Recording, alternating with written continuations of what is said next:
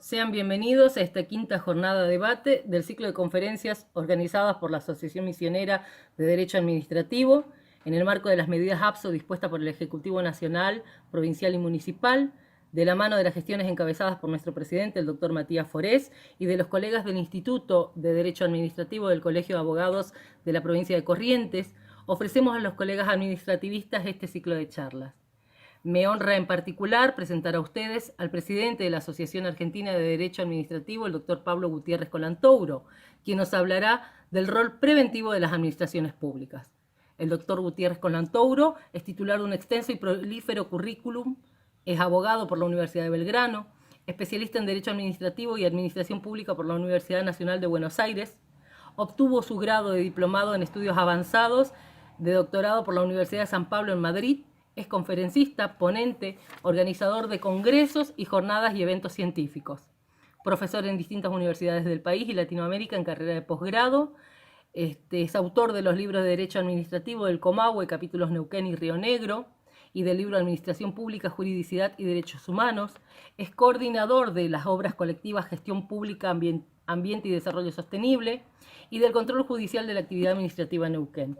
Miembro del Instituto de Política Constitucional de la Academia Nacional de Ciencias Morales y Políticas de la Argentina, miembro del Instituto de Derecho Administrativo de la Asociación Argentina de Derecho Constitucional, presidente del Comité Científico de la Revista Internacional de Derecho Público editada por Forum Brasil, integrante del Consulting Board del Lawfare Institute, es conjuez federal en la ciudad de Neuquén, en la provincia homónima, lugar donde desarrolla su actividad profesional.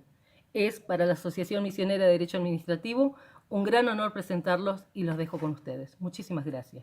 El Colegio Público de Abogados de la primera circunscripción de Corrientes, en este caso el Instituto de Derecho Administrativo, tiene la enorme satisfacción de presentar a un doctrinario de la talla del doctor Pablo Gutiérrez Colantuono, presidente de la Asociación Argentina de Derecho Administrativo, hablándonos de un tema central de fundamental importancia en esta situación de emergencia que nos atraviesa. ¿Cuál es el rol preventivo de las administraciones públicas como obligación? Que las administraciones públicas puedan ejercer efectivamente el papel al que han sido llamados en la satisfacción y realización del bien común, teniendo como norte el principio de dignidad humana, pro homine y los derechos humanos fundamentales, de modo tal que el derecho administrativo sea el derecho constitucional concretizado. Bueno, muy buenas tardes a todos y a todas. Un fuerte abrazo virtual desde la provincia del Neuquén y la ciudad del Neuquén, que es donde estoy en este momento. Y es para mí una alegría poder compartir estas reflexiones. La pandemia nos ha llevado a ser creativos, a utilizar mucho más estas redes, poder comunicarnos estando cada uno en casa, cuidándonos, cuidando a los demás de manera responsable.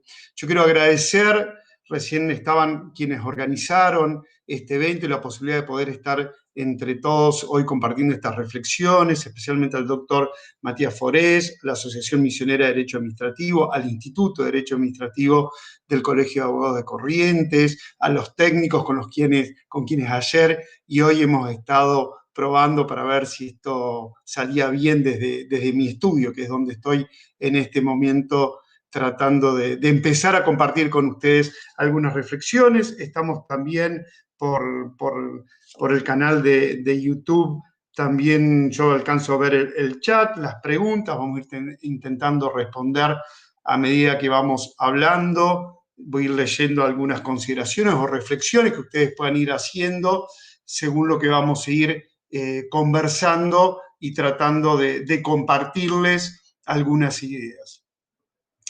Sí, hace ya un tiempo, en el caso mío, soy profe de Derecho Administrativo hace ya 25 años. Y de grado en la Universidad Nacional del Comahue, acá cerquita, en la Facultad de Derecho, que está en la ciudad de Roca, en la provincia de Río Negro, a 40 y tantos de kilómetros. Y tanto la docencia de grado como la de posgrado, tanto en Argentina, Latinoamérica y en algunos lugares de Europa, nos permiten a los docentes formularnos preguntas. Las preguntas vienen directamente de quienes están realizando el curso con nosotros. Siempre lo he dicho, que todos los cursos permiten, especialmente los de maestría y especialización, que cada una de las personas que lo están realizando puedan ir formulándose preguntas a medida que los docentes vamos avanzando en algún tema específico. La obligación, lo he dicho antes, de los docentes, me parece que es dejar preguntas y no tanto certezas, ¿no? Y en esas preguntas que dejamos, siempre es más las preguntas que nosotros nos llevamos que aquellas que dejamos formuladas. Ustedes, cuando hacen cursos, generalmente esas preguntas les sirven para explorar en profundidad algunos temas. Si tienen que hacer alguna tesina, por ahí se convierte el índice de las tesinas que tienen que hacer en las maestrías o en las especializaciones. O simplemente es una manera de revisar el expediente administrativo que tengo que dictaminar, mirarlo desde un lugar que antes no lo miraba, o si trabajo en el Poder Judicial, cuando estoy tratando de resolver un conflicto entre la administración pública y la ciudadanía, ciudadanía y administraciones públicas, por ahí reorientar el lugar desde el cual se estaba viendo ese supuesto problema, ese supuesto conflicto.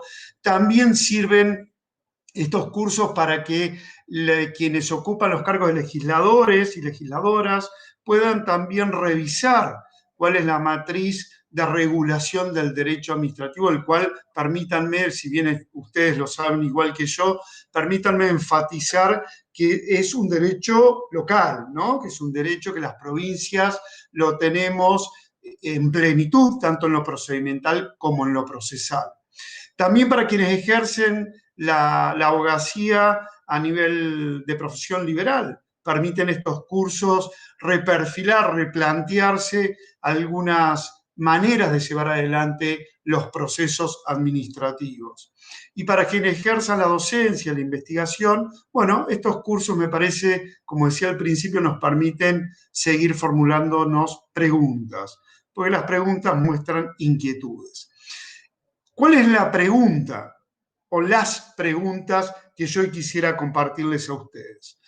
Y saliéndonos un poquito del contexto que estamos viviendo, si es que me permiten que nos salgamos un rato, si bien yo he dado varios cursos en el contexto que nos ocupa en la Argentina y en el mundo, quisiera hoy ir un poquito más allá del hoy, justamente, ¿no? Ir hacia atrás, ver algunas categorías, cómo las proyectamos hacia el día de mañana. Y hace un tiempo, en lo personal y con mis estudiantes, insisto, de grado, posgrado, de aquí, de varios lugares de Latinoamérica y algunos de Europa, siempre me gusta preguntarles e interrogarlos e interrogarme cuál es el rol de las administraciones públicas en la actualidad y en el futuro. Si nosotros estamos conviviendo y viviendo y experimentando nuestras administraciones públicas según mandatos de hace por lo menos 2 siglos atrás, si tenemos procedimientos, dispositivos de esas administraciones públicas, envases de esas administraciones públicas, que vienen culturalmente, así sea inconscientemente, arrastrando categorías y dispositivos y procedimientos que no se adecúan al hoy y menos al mañana. O si esto no es así, y hemos sabido actualizar los procedimientos, los dispositivos de nuestras administraciones públicas al hoy y las sabemos pensar hacia el mañana. Esto no lo sabemos, lo tenemos que ir indagando, lo tenemos que revisar entre todas las personas, que nos lleva también a otra pregunta. ¿Qué tipo de gobernanzas hoy podemos pensar y podemos pensar el día de mañana? También nos lleva a preguntarnos qué tipo de ciudadanías son las que existen hoy y a qué modelos de ciudadanía estamos yendo. Esto lo preguntábamos antes del coronavirus. ¿Qué ciudadanías estamos construyendo? ¿Qué ciudadanías estamos trazando la sociedad?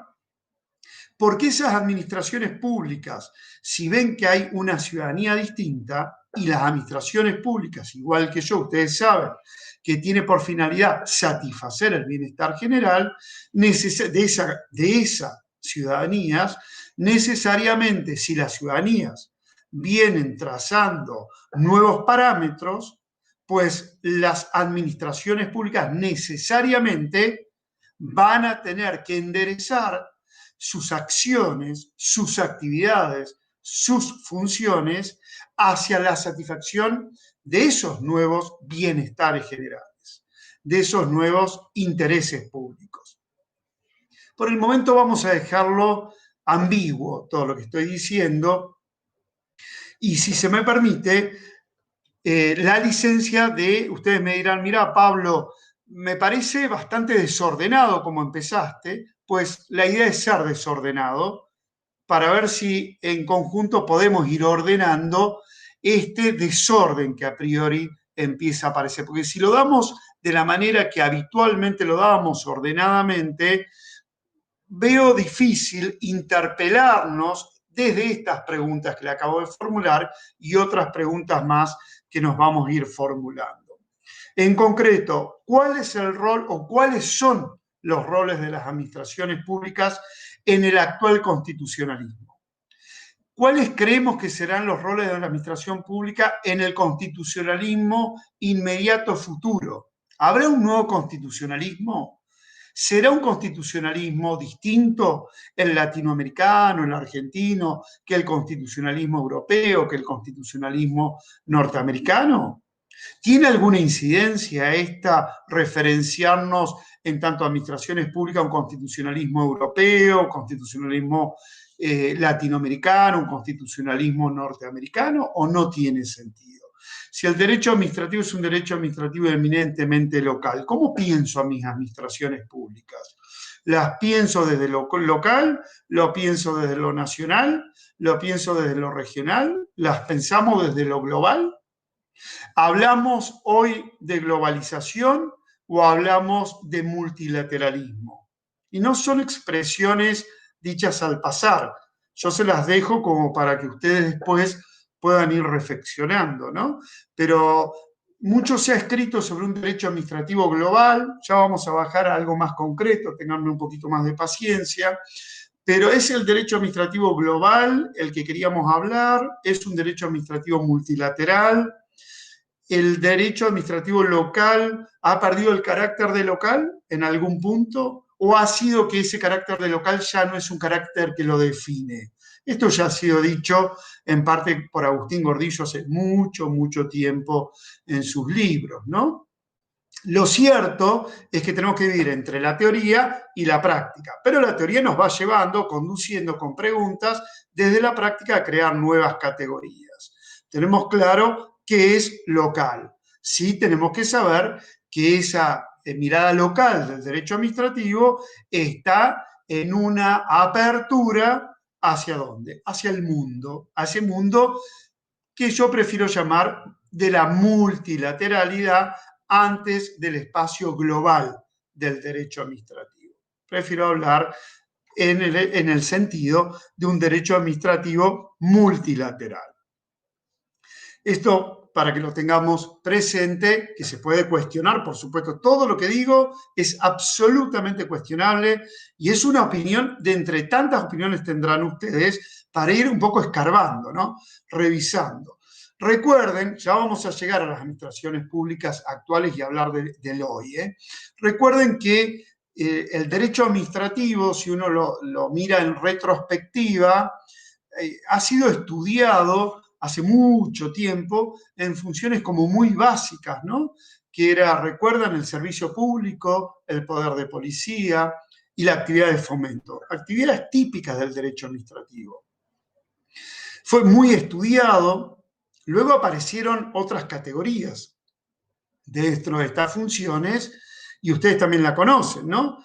Por dar una sola, el poder de injerencia económica de las administraciones públicas. También la potestad sancionatoria, que todos y todas conocemos del derecho administrativo, ¿no? Esto ha aparecido mucho tiempo después, una discusión allí, si las garantías del derecho penal se trasladan con sus matices al derecho administrativo sancionador. Hay algunos países que han explorado que el derecho administrativo sancionador pareciera ser una disciplina específica, quizás aparte, otros hablan del derecho fiscalizador, bueno, y así en más, pero cierto es que la actividad sancionatoria de la administración pública es uno de los objetos del derecho administrativo, que estudia el derecho administrativo. Y estas preguntas, ¿no? ¿Ese derecho administrativo sancionador tiene reglas propias o se le aplica, como decíamos, por transposición, por proyección, las garantías del derecho penal?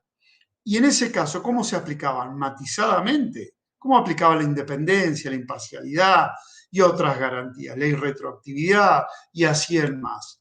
Bueno, y ahí consumíamos o teníamos algunos fallos, doctrina, ustedes lo saben bien, del Tribunal Constitucional Español, muy conocido, donde hablaba de algunas categorías, de cómo se podía traspolar el derecho penal al derecho administrativo sancionador y demás. Sobre esto, luego, sin ser intenso en la charla, ustedes de alguna manera, si en algún momento yo me excedo del tiempo o no les parece interesante algún punto, me lo hacen saber que rotamos enseguida hacia otro tema. Pero sobre el derecho administrativo sancionador, algo voy a querer decir luego, porque ya no hay que mirar más a otros países. Ya no hay que mirar más afuera en la creación de esto, sea doctrinaria, o en la aplicación concreta por parte de la administración pública, el Poder Judicial o la abogacía que litiga en este tema, ¿no? Porque tenemos una referencia clara de la tutela administrativa efectiva que habla de ese poder sancionador de la administración pública, pero que ya volveremos, como les decía, luego, no ahora en este momento. Sí, por ahí decirles que vamos sumando actividades, ¿eh? Esas actividades que después luego representan acción con dispositivos concretos, ¿no? El acto administrativo, el contrato administrativo. Esto lo he estudiado muy bien, si tienen algún tiempo por allí, pueden estudiarlo. Rafael Valim es un profesor brasilero que ha escrito mucho y ha escrito sobre las funciones de las administraciones públicas. Ha escrito un libro muy bueno, es su tesis doctoral sobre el tema del fomento, ¿no? Es una tesis doctoral de hace 3 años, muy interesante, y ahí explica un poco la historia y la actualidad de estas funciones tradicionales de las administraciones públicas. Ahora, estas administraciones públicas, ustedes saben que trabajaron muchísimo, se trabajó mucho desde lo doctrinario, se trabajó muchísimo desde la praxis de las propias administraciones públicas, la evolución de las leyes, en sostener que toda la actividad de la administración pública, ya vamos a ir después a una específica, toda la actividad de la administración pública tiene una sujeción al principio de legalidad. Esto voy a pasar por alto, pues lo conocemos todas las personas que manejamos el derecho administrativo, pero me gusta poner el acento, ¿no? La sujeción a ese principio de legalidad. Ese principio de legalidad nos hablaba de que la administración pública abandonaba la mirada solamente en el espacio reglamentario para subirse al espacio de la ley y que la administración pública se adecuaba a esa ley, ¿no? Este era el sentido del principio de legalidad. La fuerza del legislador que disponía dentro de la administración pública una convivencia, una vivencia, una sujeción a la ley y luego al reglamento. No es un tema menor en poderes, ¿por qué se los traigo acá a esta mesa? Porque somos administraciones públicas, las latinoamericanas por lo menos, de fuertes presidencialismos. Y ustedes miran, pero Pablo, ¿qué tiene que ver esto con el motivo de la charla? Bueno, ya vamos a llegar, pero yo quiero que nosotros revisemos la cuestión inconsciente cultural de la gestión de las administraciones públicas, que muchas veces está más atada al ecosistema, si se quiere poner de esta forma, reglamentario, que al ecosistema de la legalidad, y luego tengo que saltar a la juridicidad. O sea, me escapo del ámbito reglamentario, me subo a la legalidad, como ustedes bien saben, luego dimos el salto de la juridicidad. Esta juridicidad que impone que nuestras administraciones públicas se manejen conforme todo el sistema constitucional, ¿no? De la juridicidad. ¿Se escucha? ¿Se escucha, no? ¿Sí? Ah, bien, porque quedó frisada la pantalla, me había preocupado. Esta administración pública que se ocupa en toda la juridicidad y no solamente en la legalidad. ¿Eh? Esto yo se los quiero rescatar porque vamos a hablar de este tema. Esa juridicidad todavía nos llama más la atención de salirme de la legalidad y de la cuestión cultural reglamentaria de la administración pública. Lo insisto, lo digo, es una cuestión cultural inconsciente, del apego más al reglamento que a la ley, más que a la ley a la juridicidad. O no, capaz que ustedes tienen otra visión, pero ya subido a la juridicidad, me tengo que preguntar entonces si estas nuestras administraciones públicas son expresión viva de esa juridicidad. En la habitualidad, digo, ¿está pensada la organización de las administraciones públicas cuando, por ejemplo, hacemos leyes de ministerios, leyes de presupuesto, por dar dos de las principales? Primero pienso, ¿en qué me impone la Constitución respecto de esas administraciones públicas? O primero pienso cuál es el proyecto político respecto a las administraciones públicas y luego armo un proyecto de ley de ministerios en las distintas provincias y en el sistema nacional. Lo pregunto como una pregunta, yo me la hago habitualmente. O miro primero la constitucionalidad y digo, bueno, en este esquema de la constitucionalidad yo tengo imputaciones específicas de funciones y actividades de la administración pública.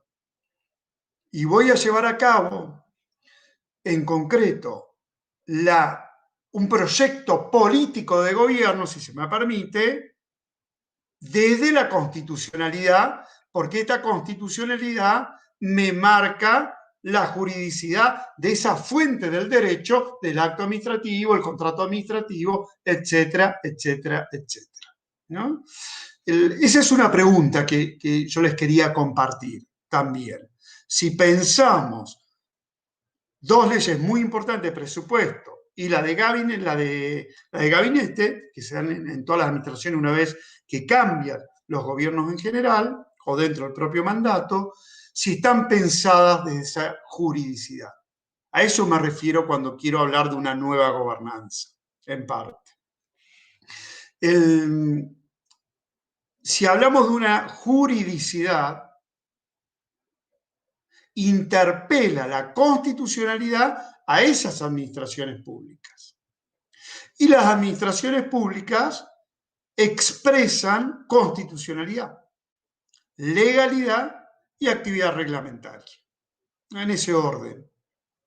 Esto es lo que expresa o debería expresar la actividad de la administración pública, ¿no? De las administraciones públicas. Discúlpenme que omití el plural. Esa es la expresión que tengo que tener, ¿no? Sabiendo que la regla, yo les pido que siempre, María Angélica Geli me ha insistido siempre mucho, bueno, yo leo muchísimo los constitucionalistas, en especial a María Angélica Geli, el tratamiento que siempre ella ha hecho del artículo 19 de la Constitución, ¿no? Es un artículo muy importante, junto con el 28 de la Constitución, por ser rápidos, pero ustedes me van a decir, sí, Pablo, lo tenemos claro. Bueno, pregunto, ¿nos movemos dentro de las administraciones públicas en base a ese artículo 19 de la Constitución, donde habla del reinado de la libertad, por decirlo de alguna forma, y donde recuerdan ustedes, recuerdo yo, esa regla del derecho administrativo, donde para que haya competencia pública debe haber una atribución expresa o razonablemente implícita, pero que si no hay una habilitación legal constitucional, no hay competencias de las administraciones públicas. por dar un solo dato de esta constitucionalidad, ¿no? Que a mí me interesa remarcarlo perfectamente para que lo tengamos claro. Yo, mientras tanto, voy leyendo algunas de las preguntas de ustedes, por eso miro hacia abajo.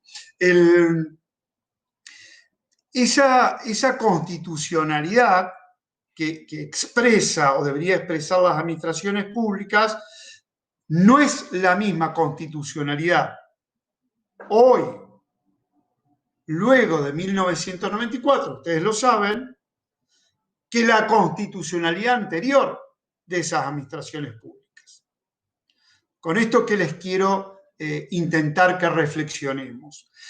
¿Han hecho las administraciones públicas ese quiebre cultural de un nuevo plafón constitucional que surgió desde 1994 en algunos aspectos que impactan directo a la actividad de la administración pública? O sea, esta bisagra que ha sido la reforma constitucional de 1994 en lo orgánico, en los derechos, en los deberes, en las garantías, en la distribución del poder, en las libertades, en fomentar el Estado social junto con aquel Estado liberal. ¿Esto ha tomado nota organizacionalmente las administraciones públicas? ¿Ha tomado nota desde los dispositivos las administraciones públicas? Y ahí ustedes me dirán a mí como profesor de Derecho Administrativo, Pablo, ¿vos tomaste nota de esto cuando enseñás en la facultad? ¿Vos tomaste nota de esto cuando escribís libros o artículos o das conferencias? La interpelación es constante. La judicatura tomó nota de este nivel de constitucionalidad existente en la relación ciudadanías-administraciones públicas. Bueno, cada uno y una de ustedes podrá contestar. Yo tengo algunas referencias que quisiera compartirles y que me animo a decir que en algunos aspectos no hemos tomado nota de esto. De hecho, por ahí a ustedes les parecerá algo sencillo, pero cuando desde el derecho administrativo, autores, seguimos hablando de administrado y no de ciudadanía, es para mí un dato que exterioriza que culturalmente no hemos incorporado esa reforma constitucional con esos nuevos principios y valores. Más aún, no hemos acusado recibo de estas ciudadanías que están con una estructuración totalmente diversa, ¿no? Y esto vamos a tomar nota y hablar un poquito después en la charla. No es el único elemento que me surge decirles, ¿no? Si yo hablo del nuevo constitucionalismo nuestro, para no ir a una categoría tan abstracta, ¿vieron? No quiero teorizar tanto. Estas administraciones públicas nuestras tematizan esas fuentes del derecho que tanto hemos estudiado en su actividad diaria, son expresión de esas fuentes del derecho. Por eso yo empecé con reglamentos, legalidad, juridicidad, y esa juridicidad de la constitucionalidad en la convencionalidad, ¿no? Esto ustedes lo saben igual que yo. O sea, tenemos una constitucionalidad convencionalizada o la convencionalidad de la constitucionalidad o el nombre que ustedes quieran expresar. Nosotros tenemos un derecho interno que es interno y es internacional. Hay una interconexión de ordenamientos jurídicos, ¿no? Que esto me parece que lo tenemos súper claro. Me pregunto, y nos preguntamos, o yo lo hago en nombre de ustedes erradamente, ¿expresa el federalismo y el carácter local del derecho administrativo en la propia administración pública, en Misiones, en Neuquén, en Río Negro, en Chubut, esto que estamos hablando? ¿Exterioriza esto que todavía no lo hemos complejizado, sino que lo estamos viendo muy, muy por arriba? ¿Lo expresa o no lo expresa? No lo sé. Esto se los dejo a ustedes para que ustedes lo puedan ir analizando. pero seguramente tenemos distintas posturas, para ver si lo expresa o no lo expresa. Aquello que no podemos discutir es que las administraciones públicas, la ciudadanía, la relación entre ciudadanías y administraciones públicas, claramente, desde el terreno de la constitucionalidad, ha cambiado. Desde la sociología ha cambiado. ¿Han cambiado nuestras administraciones públicas en este sentido? Esto es un poco lo que hoy quiero con ustedes trabajar, ¿no? Por lo menos dejarles las preguntas. Y ya vamos a bajar a temas más concretos. Nosotros tenemos administraciones públicas, creo yo, que no exteriorizan suficientemente esta constitucionalidad y esta convencionalidad. Y ustedes me dirán, mira, Pablo, es un error generalizar, y es un error. Y uno comete errores cuando generaliza, es cierto.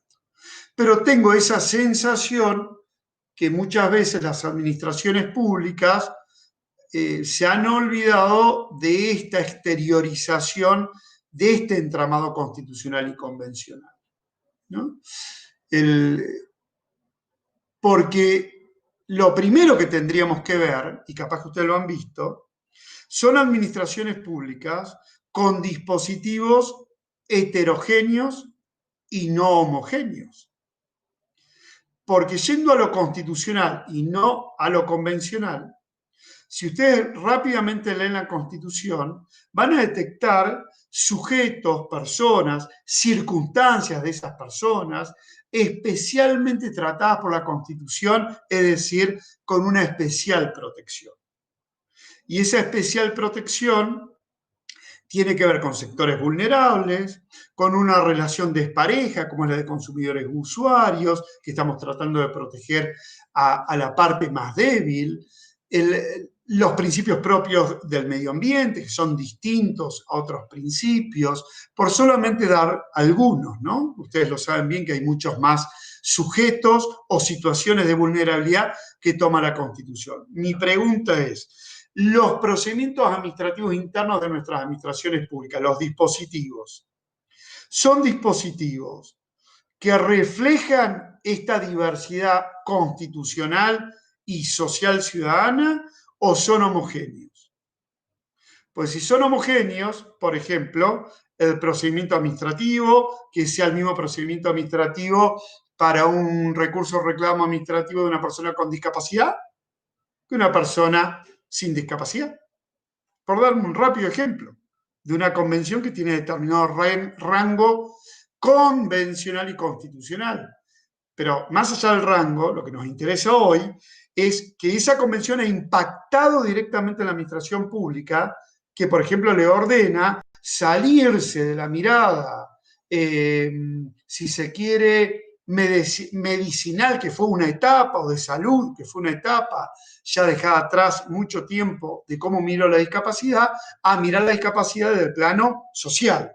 Y que la administración pública tiene que tener procedimientos administrativos internos que reflejen, que aborda la problemática de la discapacidad de las personas y las familias con discapacidad desde la perspectiva de la dimensión social y no desde el paradigma médico. Yo me pregunto, ¿esto lo estamos haciendo? Porque es un salto de paradigma. Por ende, es un salto de herramientas que yo tengo que utilizar, de dispositivos. Y usted me va a decir, pero Pablo, ¿por qué tan complejo? No, no es complejo. El acto administrativo es distinto, el contrato administrativo es distinto, el procedimiento administrativo previo al dictado del acto administrativo es distinto si tengo personas con discapacidad, si no tengo personas con discapacidad involucrado en un expediente determinado, en una actuación determinada. Porque aquello que cambia es cómo yo, administración pública, voy a hacer el abordaje de esta situación. ¿Qué enfoque voy a tener si hay un sector protegido constitucionalmente de un sector que no está protegido constitucionalmente? Y porque aparte hay principios que le aplico a esa situación que no le voy a aplicar a otra situación, otros principios que le son impropios. Entonces la administración pública empieza a mostrar diversidad de procedimientos, diversidad de cómo se acerca a su expediente administrativo para salirse de la situación de que miro el trámite cuando en realidad estoy mirando a la persona y a las circunstancias que rodean a esa persona, que si la persona o sus circunstancias están protegidas, preferidas, miradas específicamente o con principios determinados por el sistema constitucional y convencional, naturalmente la administración pública va a tener que reaccionar con otra metodología, con otros procedimientos. Tengo más ejemplos, ¿no? Este me parece que es quizás el más claro o es el que yo quería compartirles o trato de compartirles porque de paso las charlas son charlas académicas, institucionales, son charlas de sensibilización. Y aprovechamos a sensibilizarnos en la temática que por ahí no nos es tan conocida o que desconocemos y que es bueno en estas charlas tomarla en cuenta. Cualquier relación con personas con discapacidad, sus familias, recuerden que la Convención ordena que todo es con ellos y desde ellos y ellas. O sea, se co-construye la política pública en discapacidad, junto con las personas y las familias de personas con discapacidad. Hay un procedimiento administrativo específico previo de co-construcción. Y no es un invento de Pablo, que estaba aburrido y quiso buscar cosas novedosas, sino que es un mandato de la Convención y es un mandato constitucional. Nada sin nosotras, nada sin nosotros, todo desde nosotros, con nosotros, en lo que tiene que ver con darle vida a esa convención y a esa constitucionalidad, legalidad y luego vía reglamentaria de esa convención con este enfoque que todos sabemos, el enfoque social de la discapacidad. Bien, vuelvo entonces a algo ya mayor nuevamente. Si tenemos una constitución y una convención que nos marcan algunos principios y algunas protecciones específicas, vamos a tener que revisar si yo tengo procedimientos administrativos que reflejen esto, ¿no? Como les decía, relaciones usuario y consumidores, relaciones en la cuestión ambiental, que ustedes lo saben igual que yo, está el principio precautorio, que es ante la duda, freno para preservar, más el hecho de que estoy tratando de dejar un estado del medio ambiente al menos de la misma entidad y calidad que tengo hoy. ¿Para quiénes? Para las generaciones futuras, las generaciones venideras. No existe el destinatario físicamente. No hay derechos subjetivos, intereses legítimos, intereses simples. Es otra categoría. ¿Y el derecho administrativo? ¿Y las administraciones públicas? ¿Qué hacen con estas nuevas, ya viejas, por cierto, miradas? El fenómeno de la convencionalización del derecho constitucional y del derecho administrativo en especial, que es lo que a mí me interesa remarcarles, nos trajo muchas novedades también. Las convenciones, los tratados internacionales, los que tienen jerarquía o rango constitucional, me voy a detener específicamente en los derechos humanos, específicamente la Convención Americana, el Pacto de San José de Costa Rica, tiene también toda esta suerte de novedades que ustedes y yo sabemos que hemos incorporado. Con un agravante que ustedes y yo sabemos, que existe en el sistema interamericano un tribunal, una Corte Interamericana de Derechos Humanos. No en todos los subsistemas internacionales tenemos cortes, hay otros dispositivos. En este caso hay una corte que tiene dos funciones, la consultiva y ya la jurisdiccional, la contenciosa, ¿no? ¿Cuál es el problema? Dicta sentencias. Y el problema es que nosotros, ustedes ya lo saben, hemos incorporado esta constitucionalidad y convencionalidad sin reservas, que es el dato técnico, sin reserva alguna respecto de los efectos de las sentencias de la Corte Interamericana de Derechos Humanos. Es decir, que las sentencias de la Corte Interamericana de Derechos Humanos deben ser seguidas por el sistema interno. Y que el Pacto de San José de Costa Rica es, a nivel constitucional, una de las normas, un sistema, subsistema, para expresarme bien, al cual las administraciones públicas están obligadas a incorporar sus principios, sus reglas, sus deberes, el respeto y garantía de sus derechos y, como decía, sus principios, ¿no? Que esto vamos a hablar dentro de un poco. ¿Qué aparece entonces acá? Aparece la pregunta de estas administraciones públicas,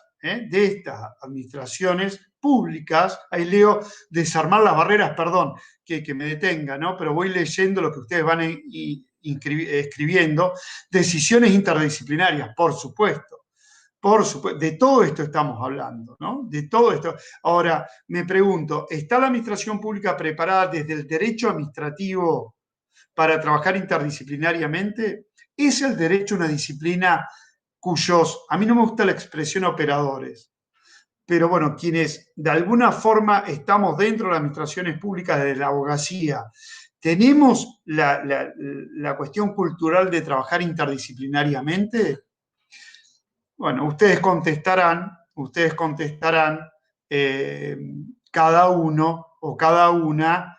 Me parece que a la abogacía nos cuesta trabajar interdisciplinariamente, esa es mi opinión, les soy franco y eso conecta con otro tema más, pero no me quiero ir, que no hay que olvidar que el derecho es una ciencia social, está llamada a ser instrumental de un bien mayor en el cual concurren todas las otras ciencias sociales, ¿no? Esto yo lo quiero remarcar porque por ahí hablo de derecho administrativo y me olvido que es el derecho administrativo, es una rama del derecho público, el cual no está, como era antes, tan separado del derecho privado, esto también lo sabemos, y que viene a cumplir una función en la dimensión de una ciencia social, ¿no? Esto yo lo quiero, por lo menos es mi mirada, ¿no? Es mi mirada, por supuesto, en esto vuelvo a insistir que son miradas muy particulares, miradas mías, ¿no?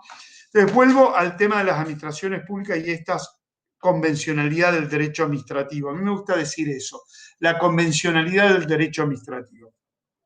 El Pacto de San José de Costa Rica nos habla de obligaciones, ¿vieron? El artículo 1, el artículo 2, que son como el marco obligacional general de las autoridades públicas. El deber de garantía de las autoridades públicas. El Estado es el que firmó, ustedes lo saben bien, el Estado es el responsable, es el obligado, pero yo quiero que nos llamemos la atención recíprocamente. Insisto, me van a decir, Pablo, estás diciendo obviedades. Sí, estamos de acuerdo, pero el tema es que no las vemos después plasmadas, o por lo menos yo no las veo frecuentemente. Quizás es un error mío de con qué lente estoy mirando. Esto puede ser. Por eso hoy dijimos al inicio que era todo debatible y todo en tensión, ¿no? Pero las administraciones, tenemos conciencia en el derecho administrativo que las administraciones públicas son una de esas de las autoridades públicas que están obligadas a la convencionalidad en el sistema interno. En remover, no solo en garantizar, sino también en remover cualquier obstáculo que no permita la efectividad de la vigencia de ese nivel de convencionalidad. ¿Esto lo tenemos así de claro?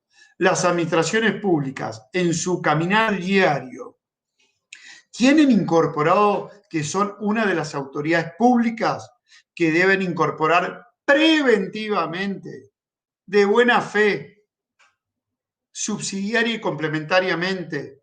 Hago pausas, pues son expresiones importantes.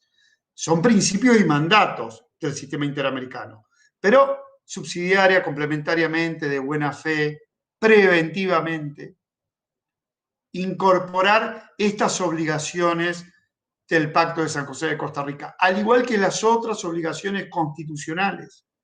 ¿Está la administración pública practicando estas nuevas dimensiones, que le llamo yo, de sus actividades tradicionales.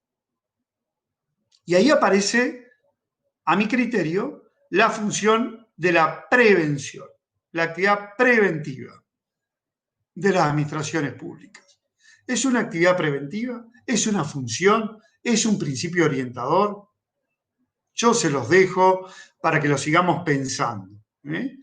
Aparece esta actividad, función preventiva, que es activar rápidamente los resortes, es decir, los dispositivos, la administración pública, de la adecuación a las obligaciones, a los principios del Sistema Interamericano de Derechos Humanos, que en concordancia con el plano constitucional le dan convencionalidad y constitucionalidad a la impregnación de la actividad de la administración pública. Después veo lo reglamentario y la ley, pero primero tengo que ver esto. Si estas administraciones públicas están desarrollando esta función preventiva. Fíjense, prevención coronavirus en la actualidad. Como hemos escuchado hablar de prevención. Hace tiempo atrás, varias voces del derecho administrativo venimos hablando y tematizando la obligación de rediseñar a las administraciones públicas en parte de sus actividades en la prevención. La prevención es incorporar complementariamente a la constitucionalidad y convencionalidad determinadas actividades y dispositivos de esas administraciones públicas para que expresen estos mandatos constitucionales y convencionales. Que quiero nuevamente decirlo claramente, porque a veces se olvida, esto que estamos hablando, no nos olvidemos que es lo que expresa y explica el Estado de Derecho constitucional y social. Es lo que expresa y explica la división orgánica de las funciones en poderes. Los poderes expresan la base mínima del sistema, que son los derechos fundamentales, ¿no? Y que estos derechos fundamentales, ustedes recuerdan igual que yo, que nos anuncian que no son susceptibles de ser disponibles por el juego democrático de cada uno de los países. No suena muy agradable cuando uno lo dice, pero hay que ser tajante. No están a disposición de mayorías y minorías. Por eso hay una garantía transnacional. Si hay una violación en el sistema interno, agotados los recursos internos, vamos al sistema internacional. En este caso, del Pacto de San José de Costa Rica. Hay otros organismos según los subsistemas internacionales. Pero por eso hay un reaseguro afuera de nuestras fronteras, en caso que quiera el sistema democrático disponer de aquello que no le es posible disponer. Que no le es posible disponer. Esto tengámoslo muy presente. Si no le es al sistema democrático, las administraciones públicas, que son expresión del sistema democrático, no pueden disponer de estos valores, de estos principios y de estas reglas, sino que la tienen que expresar. ¿Cómo? A través de la prevención administrativa. ¿Cómo expreso la actividad preventiva de dar cumplimiento de buena fe al deber de garantía de los artículos de la Convención Interamericana de Derechos Administrativos dentro de la administración pública? Bueno, una de las herramientas, para mí una de las principales herramientas de cómo expresarlo, a través de qué conducto, a dónde me subo para expresarlo, qué transporte tomo, es el control de convencionalidad interno dentro de las administraciones públicas. La pregunta también es, ¿debe realizar el control de convencionalidad las administraciones públicas? ¿Qué control de convencionalidad? ¿En qué momento? ¿Con qué alcances? ¿Contra qué yo veo la compatibilidad de la norma interna de la actividad de la administración pública con esa sistemática de la convencionalidad? ¿Con qué lo contrasto? ¿Con qué lo valido? Todas preguntas. Pues fíjense, no sé si les ha pasado a ustedes, voy a revisar cómo vamos con el chat, no sé si les ha pasado a ustedes que y en eso yo hago la mea culpa que me corresponde, ¿no? Hemos escrito, yo he escrito mucho, sobre, mucho no es bueno, ¿eh? Mucho no es sinónimo de calidad. Sobre el control de convencionalidad desde la perspectiva del diálogo entre el juez de la Corte Interamericana de Derechos Humanos y los jueces internos, en el caso, los jueces que ejercen control de convencionalidad y constitucionalidad en la Argentina, que son todos, con alcance individual, ¿no? Son todos porque ustedes saben, igual que yo, que el control de constitucionalidad está desparramado en todos los jueces del país. Ese es el modelo nuestro. Por lo tanto, el control de convencionalidad lo desarrollan todos los jueces del sistema constitucional argentino. Esto está fuera de discusión. ¿Eh? Podemos discutir efectos, podemos discutir desde la política judicial que me genera esto, pero esto está fuera de duda. Digo, porque hay temas que están fuera de duda, podemos discutir, pero tenemos que saber que hay anclajes mínimos que hay que tomar en cuenta, ¿no? Ahora, hemos tematizado mucho el control de convencionalidad, les digo, desde lo que tiene que ver con la relación y los conflictos o no entre la sentencia de la Corte Argentina, por decir una, con la Corte Interamericana de Derechos Humanos. Si han habido contraposiciones, si han habido diálogos, si han habido confrontaciones, ustedes saben que ha habido un poquito de todo, cómo ha sido la evolución, esto en general lo conocemos. Se ha tematizado muchísimo en todos los países de Europa, y en Latinoamérica. No es un tema, créanme que es un tema para seguir trabajándolo, para seguir trabajándolo porque es dinámico. Pero la pregunta mía en esto es, ¿hemos tematizado el control de convencionalidad dentro de las administraciones públicas?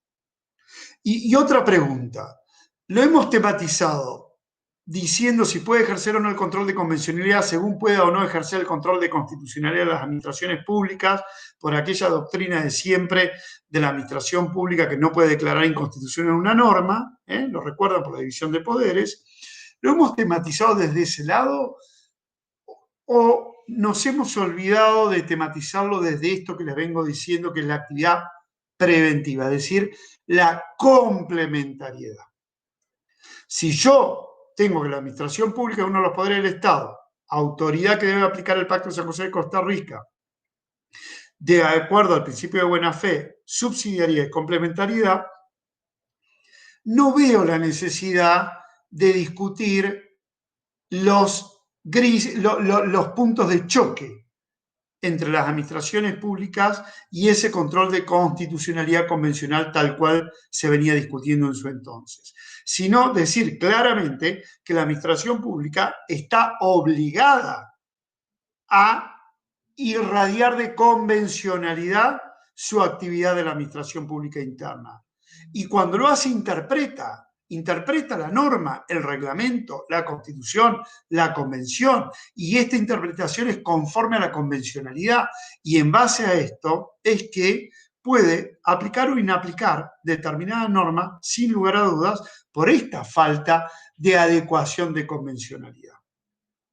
Y esta adecuación de convencionalidad, ¿yo dónde la puedo revisar para no ser según cada quien observa? Pues en los fallos de la Corte Interamericana de Derechos Humanos, que me fija los estándares, en los fallos de la Corte Federal Argentina, que me fija los estándares de convergencia, otra vez, complementariedad y convergencia entre la Corte Argentina y la Corte Interamericana de Derechos Humanos, la Corte Interamericana y las altas cortes latinoamericanas que desarrollan el control de constitucionalidad en el sistema interno, ¿no?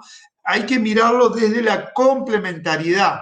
El problema, creo yo, que lo estudiamos, lo miramos, eso me parece a mí que es parte de la deformación de la abogacía, permítanme, insisto, es mi opinión, lo miramos desde el conflicto y no desde la prevención.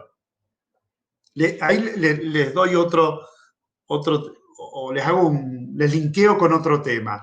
El procedimiento administrativo. Ustedes vieron que hemos discutido, yo he discutido, sobre el carácter obligatorio, preventivo, no optativo del procedimiento administrativo, que ustedes todos sabemos que para ir a la instancia judicial tenemos que agotar los recursos internos de la administración pública. Con plazo de caducidad, más acotados, menos acotados según las jurisdicciones, porque esto es local, lo insistimos, y hemos discutido este tema, ¿no? Si tiene que ser obligatorio, si tiene que ser optativo, si pasa el tamiz de la constitucionalidad. La Corte ya ha dicho más de una vez que es constitucional el procedimiento administrativo previo y obligatorio, como está previsto en el sistema constitucional argentino. Yo puedo tener mis más, mis menos, pero es lo que la Corte ha determinado siempre, con lo cual este es un dato que está fuera de discusión de momento, está saldado, es constitucional. En la sistemática internacional también hay algunas referencias a otros procedimientos que dicen que es constitucionalmente convencional el tema de procedimientos previos para antes de ejercer la tutela judicial efectiva, con lo cual no hay mucho problema en este punto. Pero si en vez de discutir esto, nosotros nos ponemos a discutir o a estudiar, ¿no?, cuál sería la función preventiva, conciliatoria, de ese procedimiento administrativo previo antes de ir al Poder Judicial, si yo le doy otro valor a ese procedimiento administrativo previo, si le doy un valor de una zona de intersección en donde viene la ciudadanía con sus impugnaciones y donde la administración pública estructura un dispositivo que exprese independencia, imparcialidad y objetividad para tratar ese asunto. Si yo puedo dar un mecanismo preventivo en este punto y suspendo, por ejemplo, el plazo procedimental para impugnar mientras que dure esta suerte de mediación, conciliación administrativa, le ponemos el nombre que ustedes deseen, pero un espacio, un dispositivo en donde, en base a la independencia y la imparcialidad que hay que garantizarlo, se pueda acercar a la ciudadanía con sus impugnaciones, sus recursos, sus reclamos, y en este espacio, no del Poder Judicial, sí de las administraciones públicas, pero no la administración pública la activa, sino otro tipo de administración pública. No pienso en estructuras, sino pienso en un mecanismo que emerja cuando está la necesidad y desaparezca luego. Que sea intermitente, según aparezca la necesidad de esta conciliación o de esta zona de acercamiento, en donde la administración pública y su contradictor, en el caso, los derechos de determinada ciudadanía, sean puestas en tensión y sean puestas en un espacio que podamos resolverlo. Miren cómo nosotros y nosotras lograríamos no judicializar, cómo se lograría entender, esto va de cuenta mía, por supuesto, que el valor justicia no es un valor monopolizado solamente por un poder del Estado, sino que, como todo valor constitucional, es un valor que tiene que afianzar también la propia administración pública, ¿no? ¿Y por qué les hablo, les dije del procedimiento impugnatorio, por qué les hablo de independencia e imparcialidad? Y ahí nos metemos otra vez a la convención. Les hablo de esto porque ustedes lo saben, igual que yo, hay una garantía que vino a quedarse, que es la tutela administrativa efectiva. Voy a ver si voy muy rápido, a ver si ustedes quieren que yo vaya para atrás en algunas cosas, pero creo que el actuar en forma preventiva, positiva, es lo que se entiende por preventiva. Cuando llegamos al Poder Judicial ya hemos fallado, me dicen acá rápidamente, para dar uno de los mensajes, ¿no? Me parece interesante cómo van escribiendo. Ahora vuelvo a la tutela administrativa efectiva.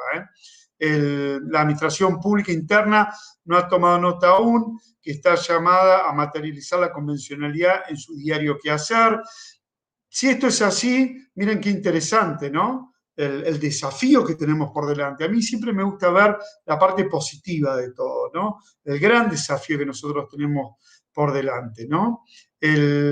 Por aquí me dicen también las decisiones interdisciplinarias. Bueno, ya habíamos hablado de la interdisciplinariedad. Una sociedad inclusiva tiene que reflejar una administración pública que sea inclusiva también. Vuelven a tocar el tema de la interdisciplinariedad en el chat. Me parece súper interesante que lo vayamos marcando este tema de la interdisciplinariedad, ¿no? Acá me dicen el derecho administrativo, al ser un derecho en formación, y justo en estos momentos en que nos vemos obligados a ser revisionistas. Y más allá de las disciplinas jurídicas tendríamos que tomar, bueno, más allá de ello deberíamos tomar esta revisión. El derecho administrativo nos toca en todas las áreas, con contención constitucional y justo respetando el artículo 19. Bueno, ahora vamos a hablar de esto, ¿eh?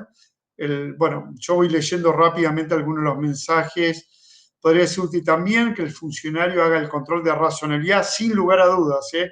El tema de la razonabilidad, háganme acordar que toquemos algo. Ustedes me avisan donde me extiendo y donde ya estamos agotados, ¿eh? Podría ser útil también que el funcionario haga el control de razonabilidad entendida como costo-beneficio respecto a la concreción del bien común. Claro, claro que sí, hay que hablar de... No hay que tenerle miedo a hablar de eficiencia y eficacia. No hay que tenerle miedo. Hay expresiones, palabras que no hay que tenerle miedo a hablar en el derecho administrativo. Yo noto temores a veces, temores, preconceptos. Como son preconceptos, hay que ir al concepto. Hay que ir al concepto. Yo en eso, salvo, por supuesto, temas que estén fuera de la constitucionalidad y la convencionalidad, que no los hablo, sí hablo todos los temas que nos permita el diagrama constitucional y convencional, ¿no? Vuelvo a lo que empecé, la tutela administrativa efectiva, que lo engancho con lo que les decía de la independencia y la imparcialidad. Hay una garantía que vino a quedarse. Se llama tutela administrativa efectiva. En algunos ordenamientos provinciales ya existía, ya estaba nominada constitucionalmente. Pero, ¿qué ha sucedido? La Corte Interamericana, ustedes lo saben bien, en distintos fallos, Baena es uno de ellos, creó, lo digo así, creó, podemos utilizar la expresión creó, podemos utilizar la expresión interpretó, podemos utilizar la expresión iluminó, podemos utilizar la expresión encontró aquello que estaba oculto. La expresión de los derechos implícitos, ese ejercicio que tenemos muy sabido en el sistema constitucional argentino, con las garantías del amparo, las creaciones pretorianas, ustedes lo saben, de la creación del amparo, de varias garantías. Bueno, esto la Corte Interamericana, todos los tribunales de derechos humanos, tienen una característica que es que se rigen en algunos principios. Uno de ellos es el principio evolutivo. Este principio evolutivo hace que se reinterprete la convención conforme va evolucionando el tejido cultural y social donde aplicamos esa convención, donde tiene vigencia, donde es vivida esa convención.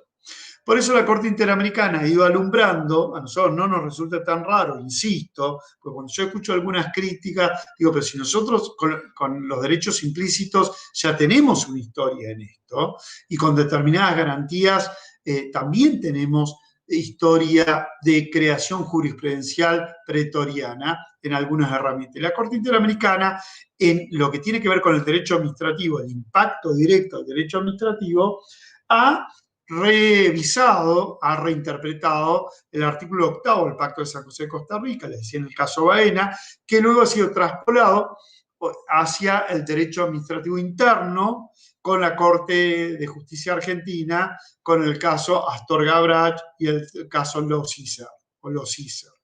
No son los únicos dos, pero son los más conocidos. En donde en esa garantía judicial del artículo 8 se leyó, o la Corte entendió, que donde dice juez debe decir administración pública, donde dice sentencia debe decir actividad administrativa, y así en más entendemos entonces que todas las garantías del artículo 8 del Pacto de San José de Costa Rica se aplican ¿a dónde? Al procedimiento administrativo, a cualquier decisión que deba tomar la administración pública. Debe ser una exteriorización de los subprincipios que componen la garantía de la tutela administrativa efectiva. Entre ellos, independencia e imparcialidad. Miren la importancia que esto tiene, la adecuación de esto a la administración pública y en especial, no únicamente, digo, en especial al procedimiento administrativo sancionador. Ya no estoy haciendo una ya no se trata de la fuerza expansiva de las garantías del sistema penal al sistema sancionatorio del derecho administrativo. Esto que hemos consumido mucho en lectura de fallos y libros que les decía al principio, esto ya no es así. Yo esto sí quiero decirles que seguir razonando de esa forma, en mi criterio, es equivocado. Acá hay un artículo 8 del Pacto de San José de Costa Rica que irrumpe de manera directa en el procedimiento administrativo a través de la garantía de la tutela administrativa efectiva. No tengo que trasladar nada de ningún lado. Esa garantía del pacto del artículo 8 no es del derecho penal, es del derecho en general. Se aplica a la materia tributaria, a la materia civil, a la materia administrativa, hablo de los procesos judiciales, y por la evolución que ha hecho la Corte Interamericana, en el caso Baena, entre otros, se aplica directamente a la administración pública en sus propios procedimientos administrativos. Siempre y cuando estemos ante un procedimiento administrativo que determina derechos y obligaciones. Y así les puedo dar muchos ejemplos de cómo la Corte Interamericana evolutivamente está creando garantías y derechos, y que tenemos que tomar notas. El derecho a la salud como derecho autónomo es una creación de la Corte Interamericana de Derechos Humanos a través del pacto, de otro pacto que se vincula, del protocolo, perdón, de San Salvador, que se vincula con la Convención Interamericana de Derechos Humanos. Tiene el derecho ambiental, el derecho a la salud, dos derechos, puedo nombrar otros más, tienen autonomía. O sea, yo no analizo el derecho ambiental en sintonía de otros derechos. Lo puedo hacer, pero aparte tiene una autonomía, ese derecho especialmente protegido por el Sistema Interamericano de Derechos Humanos, para darle otro ejemplo más. Todo esto tiene sus consecuencias en la administración pública. De hecho, y ustedes lo saben igual que yo, el control de convencionalidad es un control creado pretorianamente, es decir, por la jurisprudencia de la Corte Interamericana de Derechos Humanos. Ustedes van a ir al Pacto de San José de Costa Rica y no lo van a encontrar, ni usted ni yo. Y esta es una crítica negativa que se formula diciendo, mire, Argentina cuando adhiere al Pacto de San José de Costa Rica no adhiere en ningún momento, a la obligación de desplegar el control de convencionalidad. Lógico, porque no existía. Pero sí adhirió al principio evolutivo del Sistema Interamericano de Derechos Humanos, que le ordena a la Corte Interamericana revisar y reinterpretar e iluminar nuevos derechos y garantías que ya de alguna forma existían allí contenidos en el sistema interamericano. Esto es igual en el sistema europeo de derechos humanos. La protección ambiental en el sistema europeo de derechos humanos nació por la interpretación cruzada de dos derechos. Por eso se habla los nuevos derechos de la interpretación cruzada de dos derechos en el sistema europeo. Nosotros lo hablamos desde el principio evolutivo, como la Corte Interamericana ilumina nuevos derechos y garantías. El control de convencionalidad, es decir, el estudio de la compatibilidad de la norma interna con la norma internacional del Sistema Interamericano de Derechos Humanos, conforme esta ha sido interpretada por la propia Corte Interamericana de Derechos Humanos, todo esto ha sido muy discutido y tensionado, ese es el control de convencionalidad, que deben realizarlo los jueces conforme sus normas procesales internas de oficio, dice la Corte Interamericana, revisar esa compatibilidad, ese control de convencionalidad interno, porque el internacional ya existía, que es el que hacía la Corte en su propia sede.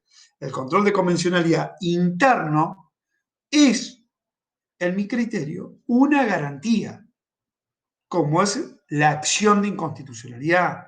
El control de constitucionalidad es sustancialmente un proceso, sustancialmente encaja dentro de lo que es la sistemática de las distintas funciones de los poderes del Estado y demás, pero básicamente el control de convencionalidad, en mi criterio, es una garantía ciudadana y es una obligación de los poderes del Estado que nos explica la función preventiva de las administraciones públicas. Por eso es que la tutela administrativa efectiva es una obligación, la cual yo reviso si la administración pública ha cumplido adecuado o no los estándares internacionales, ¿a través de qué? Del control de convencionalidad dentro de las administraciones públicas, para ver si adecuó el estándar internacional más el interno de la Corte Argentina en su propia sede. No es tan complejo, no es tan complejo. Pero es esa la manera de llevar adelante la tutela administrativa efectiva como una de las grandes conquistas, por decirlo así, nuevas que alumbró el sistema interamericano de derechos humanos. No es un tema menor, insisto, volvamos a lo que les dije al principio, los fuertes presidencialismos que hay en Latinoamérica. El fuerte presidencialismo en Latinoamérica, lo digo en general, hace que haya una hiperactividad de la administración pública. Esto me parece que podemos estar de acuerdo, ¿no? Hay una hiperactividad reglamentaria en la administración pública, una hiperpresencia de las administraciones públicas, es decir, hay mucha expresión de actividad administrativa, de función administrativa. Pues esta tutela administrativa efectiva viene a ser como un contrapeso, si se quiere decir, a esa fuerte incidencia de los presidencialismos en Latinoamérica. Yo le doy, o me permito darle ese significado desde ya la mirada ya más política e institucional, si se quiere, ¿no? Pero concretamente es una garantía, yo no tengo dudas que es una garantía que está a disposición de todas las administraciones, de la ciudadanía y de la administración pública. Me detuve acá porque dice, ¿se cortó? No se cortó, vino, volvió, me dice, no se cortó, o sea que estamos funcionando bien, estaba revisando eso. Solo quedó recurrir a la vía administrativa hasta el presidente, estoy leyendo algunas cosas que están acotando usted acá. Me ha pasado el invocar el Pacto de San José de Costa Rica y los tratados, un reclamo por discriminación, bueno, esto y lo otro, claro, sí, bueno, esto es todo lo que pasa, ¿no? Es bueno que lo estemos poniendo en tensión. A mí me interesa esto, que lo pongamos en tensión. Por allí alguien dice, Marcelo, puedo dar el nombre, ¿no? Porque está acá en el chat, ¿cuántos disparadores? Yo no sé si no nos estaremos excediendo y querrás decir por ahí que los estoy volviendo locos o locas con tantas preguntas, pero créanme que prefiero esto y ya lo vamos a ordenar, lo vamos a ir ordenando, no se me preocupen. Esta tutela administrativa efectiva es un punto importante que yo se los quería decir, que ustedes lo conocen, pero yo tenía ganas de reforzárselos, porque es una mirada que explica, como les decía, explica la parte preventiva de las administraciones públicas, es decir, la no infracción a las obligaciones internacionales que me generaría la responsabilidad internacional por no cumplir las administraciones públicas con aquel mandato al cual me obligué cuando firmé el Pacto de San José de Costa Rica. De buena fe, espontáneamente, complementariamente, para lo cual tengo que regularlo. Les quería recordar, que ustedes seguramente lo tienen a mano, pero no olvidemos que en el fallo Rodríguez Pereira, muy citado siempre por todas las voces que tocamos este tema, Rodríguez Pereira contra Ejército Argentino del 27 de noviembre del 2012, allí la Corte habló claramente del control de convencionalidad que se genera como una suerte de simetría con el control de constitucionalidad. Siempre se los recuerdo porque me parece interesante. Y también, un poco con lo que ustedes van diciendo por aquí, les recomiendo, yo siempre lo he hecho, por ahí quienes me han escuchado van a decir qué pesado que otra vez con este tema, pero es que a veces no lo leemos, y yo quiero que lo leamos, un ejemplo del impacto que tiene en el derecho administrativo este sistema, que ya es viejo, porque es de 1994, lo que pasa es que se actualiza por el principio evolutivo, es el caso Furlan y Familiares versus Argentina del 31 de agosto del 2012. Yo les pido que este caso lo lean. Primero porque es contra Argentina. Segundo, porque allí habla justamente cómo tenemos que ir a sistemas diversos, digo, de dispositivos diversos. Y porque en ese caso se reinterpretó o se explicó cuáles son los alcances de las leyes, por ejemplo, de consolidación de deudas. y si esto es aplicable o no a un caso donde había un menor, donde tenía determinadas vulnerabilidades, tenía una discapacidad, estaba en situación de pobreza. Bueno, hay una serie de datos que a mí me parece importante que ustedes, por favor, lo vuelvan a leer, porque es un poco lo que yo les decía al principio, ¿no? Tenemos que tener en claro, muy, muy en claro, este tema que no podemos tener dispositivos homogéneos, sino empezar a pensar en dispositivos que sean heterogéneos. Esto a mí me ocupa y me preocupa muchísimo, ¿no? Bueno, lean por favor ese fallo. Y hay una sentencia de la Corte Interamericana que a mí también me interesa que lean, por eso lo han leído más de una vez, pero ¿por qué no lo revisamos en este contexto? Es el caso Ximénez López versus Brasil del 4 de junio del 2006. Ese caso es muy importante porque es la primera vez que la Corte Interamericana habla del servicio público. Y ahí habla de la responsabilidad subsidiaria del Estado. Por un tema de salud.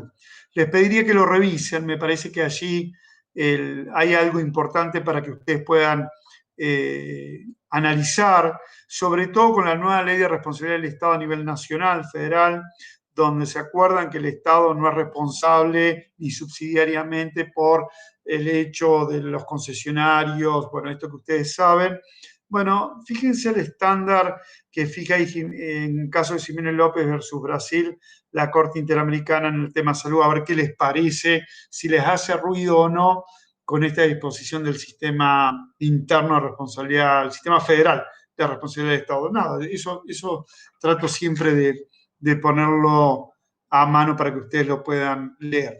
Y también sobre el control de convencionalidad, que yo les puedo dar muchísimo de este tema, les sugiero que lean una sentencia que es Corte Interamericana, la resolución de la Corte Interamericana en la supervisión de cumplimiento de la sentencia del caso Hellman versus Uruguay del 2013. La Corte ya había dictado una sentencia, bueno, ahí hay una actuación de la Corte Suprema Uruguaya en un determinado sentido, y luego, como la Corte Interamericana tiene la función de supervisar el cumplimiento de sus sentencias, dicta una nueva resolución haciéndose cargo de los argumentos críticos de la Corte Uruguaya en este tema del control de convencionalidad.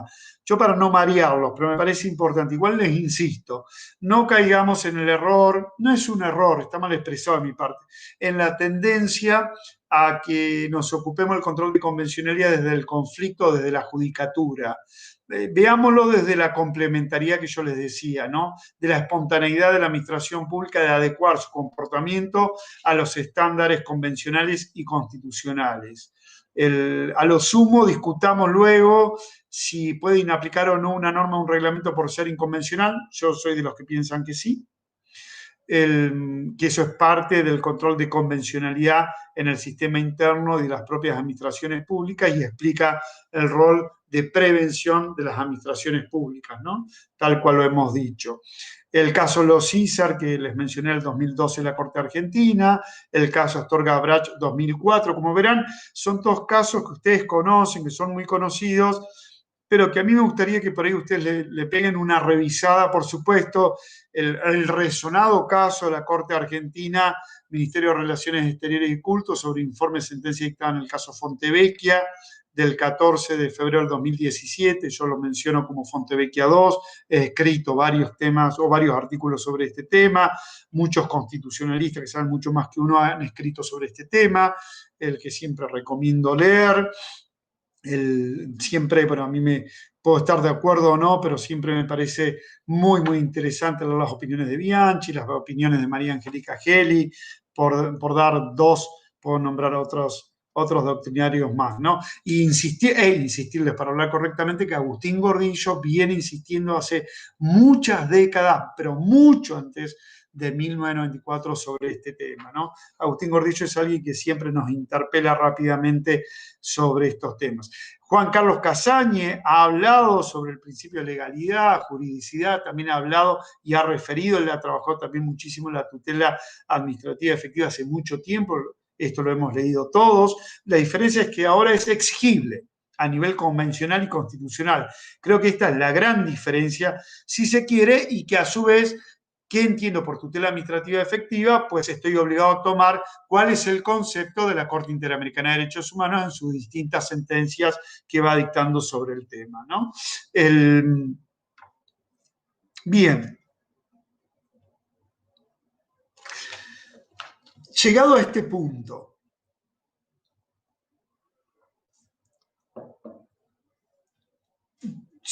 soy de los que piensan que se está, claro, hoy decirlo parece que uno lo saca del hoy, pero lo digo hace mucho tiempo, las sociedades están construyendo nuevas ciudadanías. Yo estoy convencido de esto. Claro, hoy, en el contexto que estamos viviendo, nadie tiene dudas que se va a conformar una nueva manera de vivir. Yo espero y deseo que sea un mejor vivir. Pero sí una nueva manera de vivir.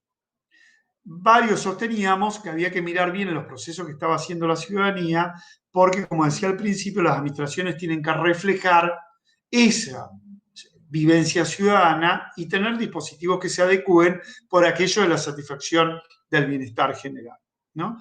Al que se deben las administraciones públicas y por el cual nosotros estudiamos el derecho administrativo. Gran parte del foco lo ponemos en el estudio de la satisfacción del bienestar general de estas ciudadanías. En este contexto, habría que preguntarse qué construcciones nuevas tiene que hacer la administración pública una vez que mira esas nuevas ciudadanías. Esos, yo les llamo modelos para armar en plural, ¿no? Esos nuevos modelos que se están armando, se están estructurando, que refleja una amplia diversidad en el texto constitucional y convencional, que refleja a su vez la diversidad del mosaico social, ¿no? O sea, por eso está reflejado en esa constitucionalidad y esa convencionalidad, y que las administraciones públicas tienen que reflejar esta multiplicidad o estas diversidades que encontramos en nuestra ciudadanía. Pero hay un punto que yo no quiero dejarlo pasar, si me permiten hacer un hincapié sobre este tema. Perdón, ahí voy, que quiero hablar de la co-construcción, un modelo nuevo de construir tanto la administración pública como la ciudadanía.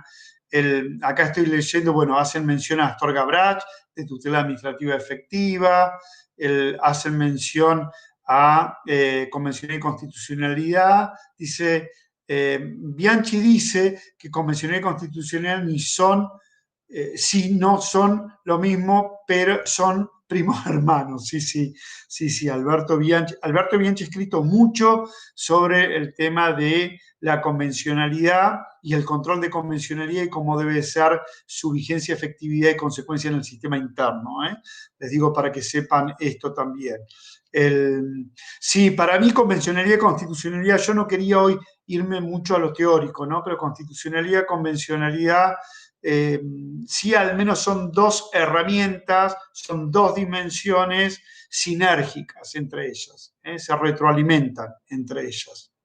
No son compartimentos estancos ni están separados. Sí generan una sinergia constante, convencionalidad y constitucionalidad. En esta idea que les vengo diciendo de complementariedad. O sea, yo analizo la administración pública, sus funciones, especialmente de la función preventiva, como complementaria en esa sinergia de la constitucionalidad y la convencionalidad, y elegimos herramientas concretas como es, por ejemplo, la tutela administrativa efectiva, entre otras. Les decía que hay un tema novedoso, no tan novedoso, pero bueno, no se ha tocado, me parece tanto, que es el punto de algo que el Pacto de San José de Costa Rica nos trajo y que no hemos tomado, me parece, suficiente conciencia, ¿no?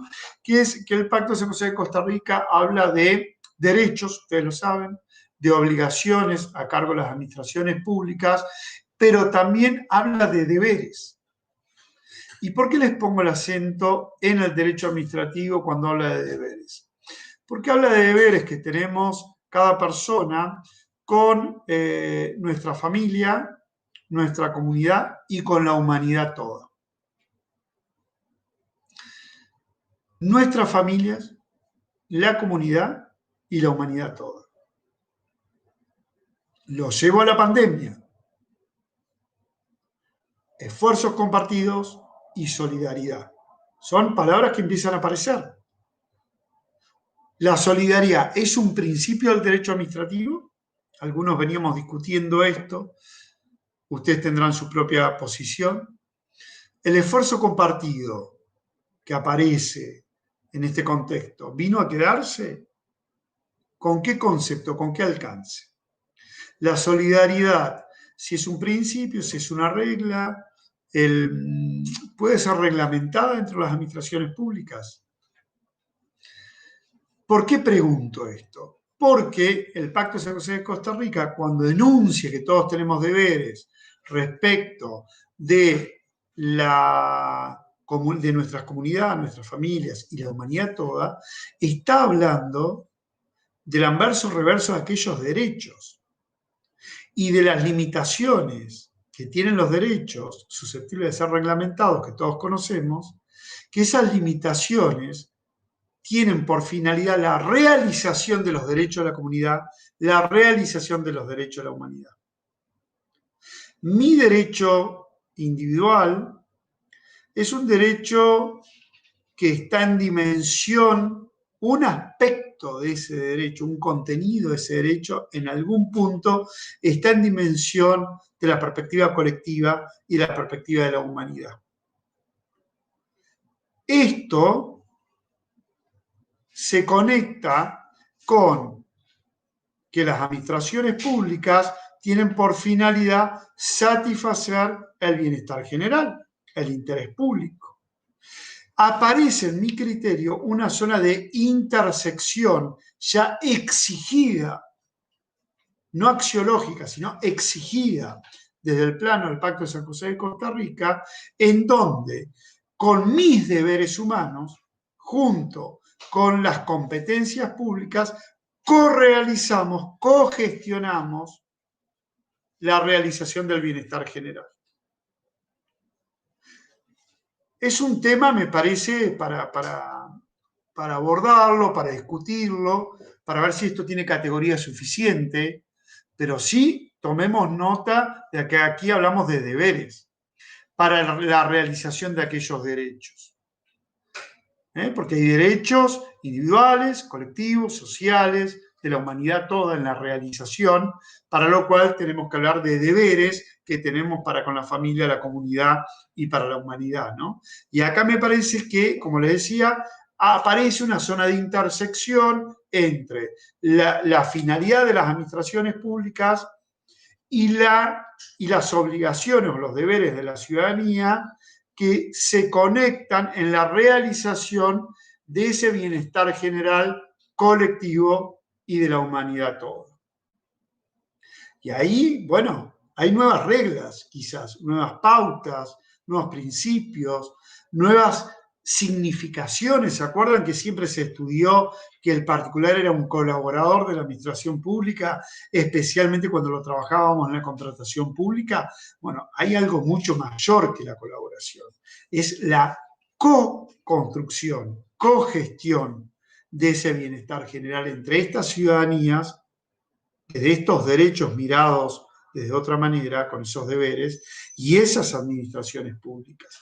Aquí aparece una zona de intersección que vamos a tener que ponerle un nombre, vamos a tener que trabajarlo, pero vamos a tener que encontrar dispositivos que expresen esa convergencia entre esta ciudadanía y esas administraciones públicas en la construcción compartida, en la cogestión de esos bienestares generales, de esos intereses públicos, ya como una exigencia del orden del sistema interamericano de derechos humanos, ¿no? Como una exigencia. Por eso que yo ahí veo que el principio de solidaridad sí es un principio exigible y vigente en el derecho administrativo. Esta es otra, no es una definición, es una certeza, una especie de certeza que la someto, por supuesto, a que ustedes lo sigan discutiendo y lo que podamos seguir discutiendo de acá en más, ¿no? Es que esta solidaridad, ¿dónde aparece? Hay muchas categorías vinculándolo con la cuestión interdisciplinaria, ¿no? Yo muevo las manos porque soy colantúo, no tengo la parte tana, ¿no? Pero hay muchas partes, y para con nosotros mismos, ¿sí? Tal cual acá Gabriela García lo hace referencia clara, ¿no?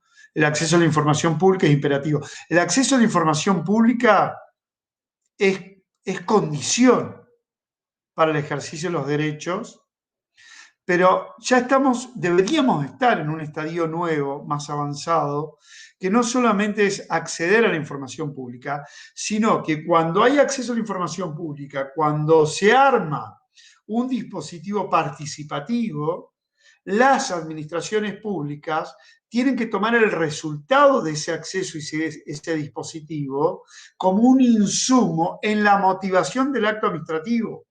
O sea, se tiene que ver impactada la administración pública en la toma de decisión a partir del acceso a la información pública y la participación ciudadana.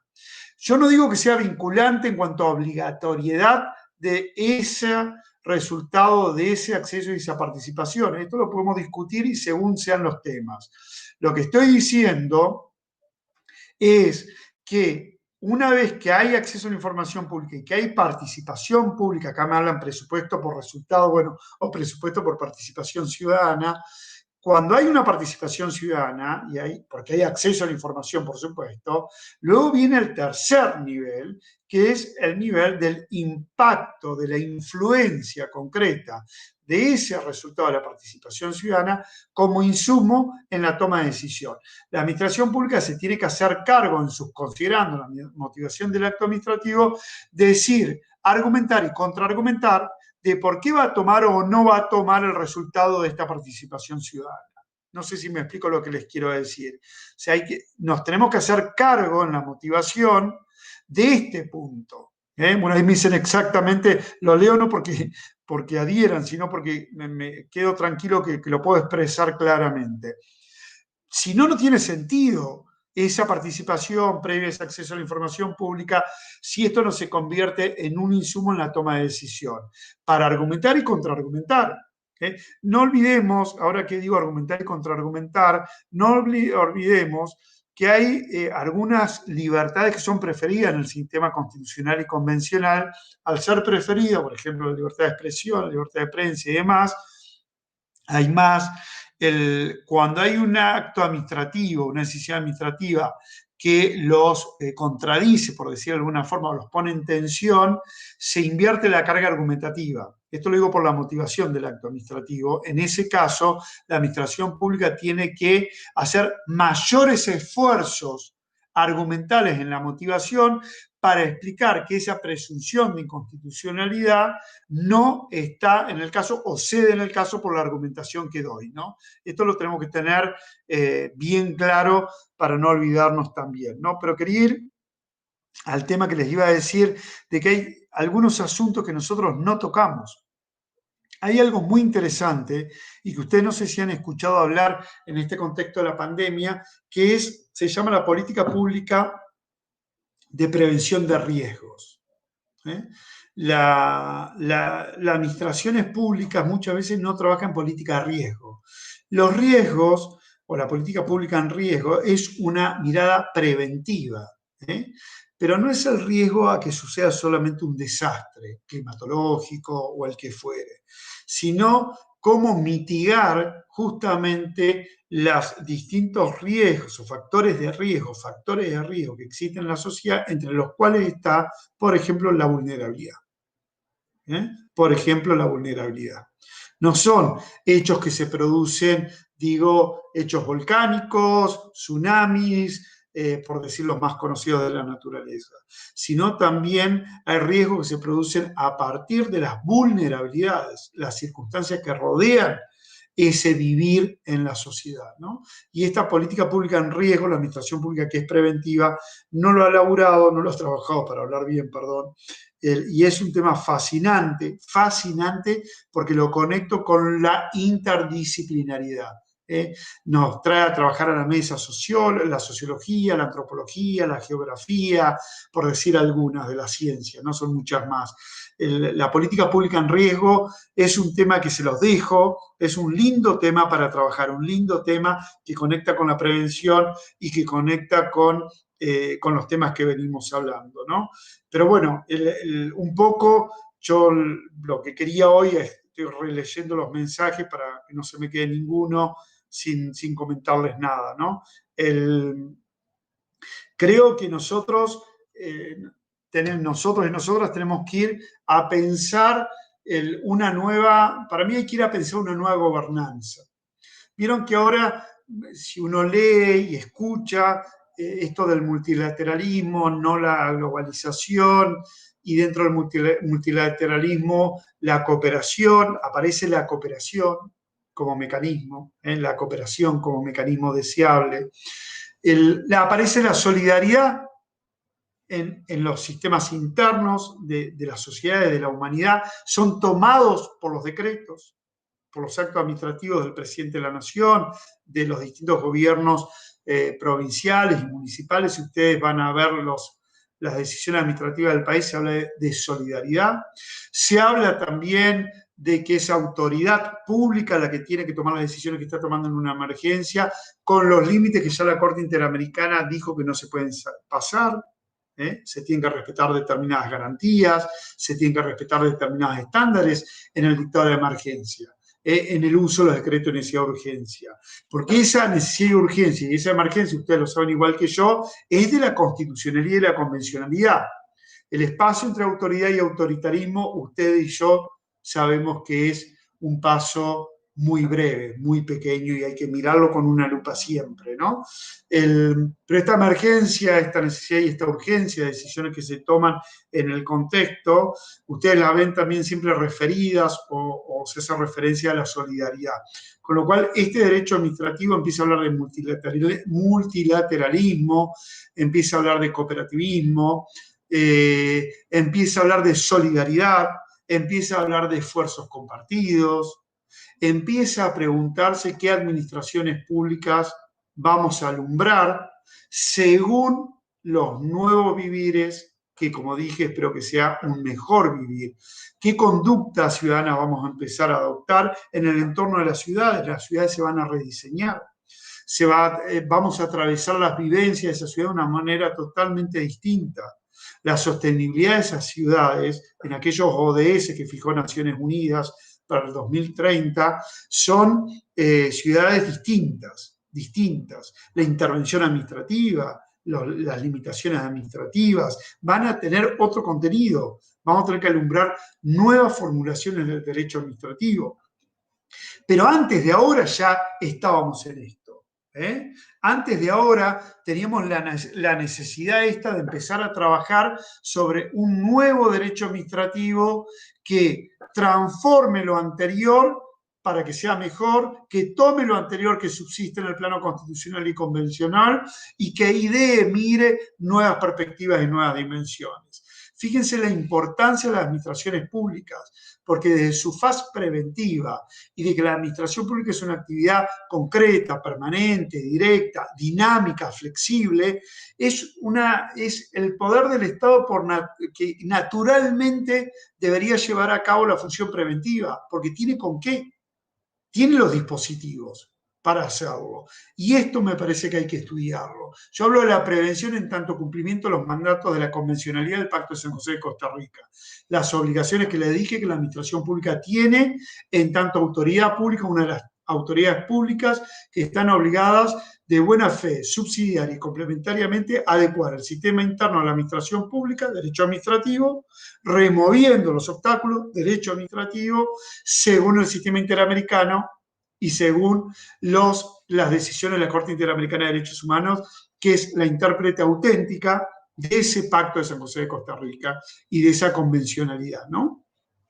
Bueno, esto es, me parece, lo que hay que pensar y les pido que también subamos un escaloncito más y que pensemos qué nuevas gobernanzas, qué nuevos modelos de gobierno quizás tengamos que estar pensando en alumbrar, ¿no? Porque si hablamos de cogestión, si hablamos de permeabilidad, de impacto de la participación ciudadana y de la toma de la decisión por parte de las administraciones públicas como el insumo que saca de las propias administraciones, de las propias ciudadanías cuando hay acceso a la información pública y cuando participa, esta cogestión por los deberes que hablábamos hoy, como contracara esos derechos en dimensión humanitaria y colectiva, bueno, hay que darle una categoría.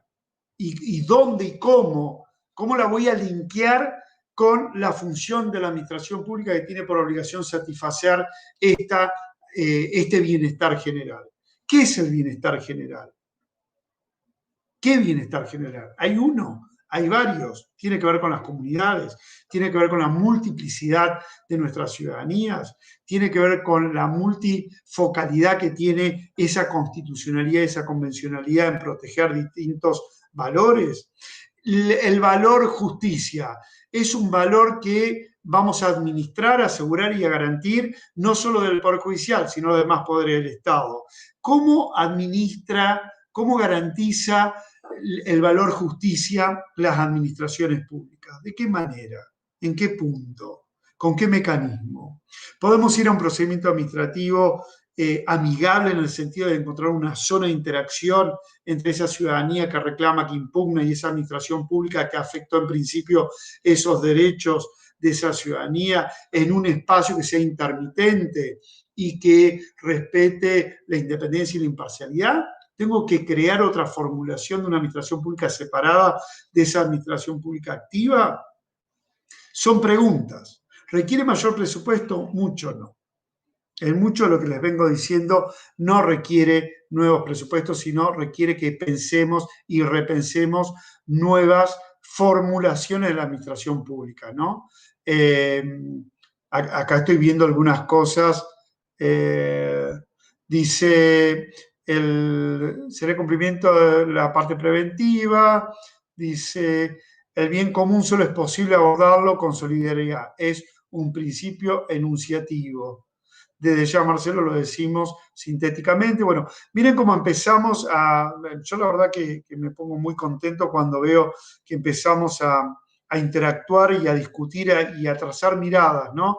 Tenemos que acostumbrarnos a trazar miradas complementarias, ¿no? Y no a discutir sin escuchar a quien opina distinto. Bueno, la solidaridad es solidaridad en tanto y en cuanto es con quien piensa distinto, con quien vive distinto y con quien se sitúa en una circunstancia totalmente distinta a la nuestra, ¿no? Esto es algo que tenemos que tener claro también.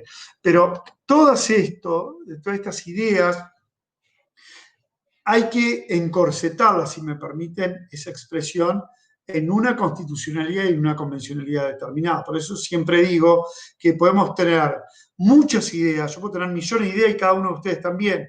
Ahora, esas ideas tenemos que pasarlas por el tamiz de nuestra constitución y nuestra convencionalidad. Por eso que nunca tengo que venir con ideas a críticamente incorporarlas de otro lugar. Tengo que revisarla críticamente en mi constitucionalidad, mi convencionalidad, que es un modelo determinado. Y esto les pido que no nos olvidemos, que lo tengamos siempre claro, ¿no? Hay una convencionalidad y una constitucionalidad determinada que tenemos que filtrar cada una de las decisiones. Y hay un mecanismo que también a mí me gustaría que lo tengamos en cuenta, que es el mecanismo de relegitimar continuamente las decisiones de las administraciones públicas. Este es un tema que yo vengo trabajando también, donde supuestamente se legitima la decisión de las administraciones públicas, sobre todo en la cúpula, en los gobernadores, gobernadoras, presidentes, presidentas. Se legitima en principio en nuestro sistema democrático cada X cantidad de tiempo cuando están las elecciones. Bueno, este es un mecanismo de relegitimar una decisión o un proyecto político. Pero la decisión administrativa nosotros la relegitimamos justamente con esa construcción compartida o cogestión o co-construcción de la decisión de la administración pública entre la administración pública y la ciudadanía. Por eso que los foros de discusión, los consejos que se pueden crear según las distintas temáticas, tienen por finalidad relegitimar la decisión que toma la administración pública en la alta gobernanza, ¿no? En los niveles de dirección altos de esa gobernanza. Si yo tomo una decisión de discapacidad, por ejemplo, con personas que va a afectar o garantizar determinadas personas con discapacidad, sus familias, sus grupos sociales, bueno, quizás tenga que tomarla una vez que le pregunto a las organizaciones que están vinculadas a las personas y familias con discapacidad, le pregunto, le consulto cuál es su parecer frente a tal y cuál decisión que vamos a tomar. Y cuando lo incorporo en la motivación del acto administrativo, de esta manera yo estoy relegitimando continuamente el poder que tienen esas administraciones públicas, ¿no? ¿Se acuerdan esa discusión legalidad, legitimidad? Bueno, hay mucho de esto dando vuelta que estamos tratando de trabajar, ¿no? De relegitimar continuamente las decisiones de las administraciones públicas. Aquí hablan, nuevos desafíos plantea la pospandemia, sin lugar a dudas, en materia de gobernanza y desarrollo. En ello la administración pública tiene un rol estratégico, nueva ciudadanía para nuevas administraciones públicas, o nuevas administraciones públicas para nuevas ciudadanías. A mí me gusta hablar en plural. Nuevas ciudadanías, nuevas administraciones públicas para nuevas ciudadanías. Y así como hablo de derechos fundamentales, el derecho a la dignidad de las personas, el derecho a la dignidad es el derecho a la dignidad de las personas y el derecho al desarrollo. Este tema del derecho al desarrollo de la persona, que tiene que ver con la dignidad, también es un tema que me parece que las administraciones públicas van a tener que trabajar mucho. Se los dejo también como una reflexión. Derecho al desarrollo de la persona en el contexto de su propia dignidad, que no es su propia dignidad solamente, ya lo hemos hablado, ¿no? En la dimensión individual, en la dimensión social, en la dimensión humanitaria, ¿no? Por aquello de los deberes que les venía referenciando ni bien empezamos a esta conversación que, bueno, se ha extendido más de lo que me habían dicho, pero bueno, como fui contestando o guiándome por las cosas que ustedes me van diciendo, espero no haberlos aburrido en este sentido, ¿no? Y espero haber podido relevado los distintos intercambios que ustedes hicieron por aquí en el chat que tenemos en YouTube. En mi caso quedo a disposición para lo que ustedes precisen, para lo que ustedes quieran. Quiero volver a agradecer la invitación para compartir estas reflexiones. Miren, ser docente es un privilegio. Lo he hecho toda la vida, 25 años de docente, ¿no? Es un privilegio, es un gran regalo de la vida. Siempre lo digo cuando uno da las clases en el grado, en las facultades, uno cree que sabe mucho, ¿no? Digo, la presunción, que ha escrito, que es conocido en tal y cual lugar, hasta que se enfrenta a un estudiante de la facultad de grado, dice, mire, usted todo lo que acaba de decir no le entendí nada. Esa frescura es la que nos obliga, nos interpela continuamente a reinventarnos, por decirlo de alguna forma, a repreguntarnos, a repensarnos qué estoy explicando, cómo lo estoy explicando, qué estoy diciendo, se entiende, no se entiende. Si no se entiende, el problema es que no supe trasladarlo, no supe reflexionar, no supe tener la empatía necesaria. Empatía, solidaridad, empatía, esfuerzo compartido. Miren las expresiones que empiezan a estar dando vuelta por aquí y de las cuales creo que las administraciones públicas nos vamos a tener que hacer cargo y transformarlas en políticas públicas, ¿no? Me parece que esto es parte de lo que el derecho administrativo va a tener que empezar a laburar, a trabajar, perdón, la expresión otra vez. Hay que empezar a trabajarlo desde lo práctico de las administraciones públicas, pero también desde lo teórico. Quienes estamos en las facultades tenemos que empezar a teorizar estos temas, esfuerzos compartidos, solidaridad, empatía, co-construcción, cogestión de las decisiones que satisfacen el bienestar general. Puede ser la cogestión de la decisión con la administración o la cogestión de la satisfacción del bienestar general, ¿no? Ahí hay dos miradas distintas. Así que bueno, nada, hasta acá llego yo. Ahí estoy viendo en una pantallita a quienes han asistido y nos han ayudado en la parte técnica, que les mando un fuerte agradecimiento a las dos personas. Y nada, a seguir pensando, a seguir interpelándonos entre todos, entre todas, y a sacar las mejores administraciones públicas de esas mejores ciudadanías que seguramente vamos a hacer el día después. Así que muchas gracias.